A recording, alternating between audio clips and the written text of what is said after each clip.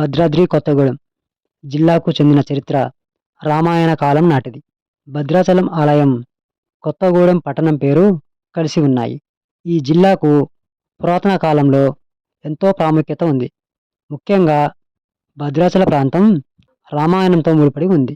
2014లో తెలంగాణ రాష్ట్రం ఏర్పడిన తర్వాత ఖమ్మం జిల్లా నుండి వేరు చేయబడింది. భద్రాచలం పురాణ కాలం నాటిది. ఇక్కడ రాముడు, సీత, లక్ష్మణులతో కలిసి వనవాసం చేశారని నమ్ముతారు.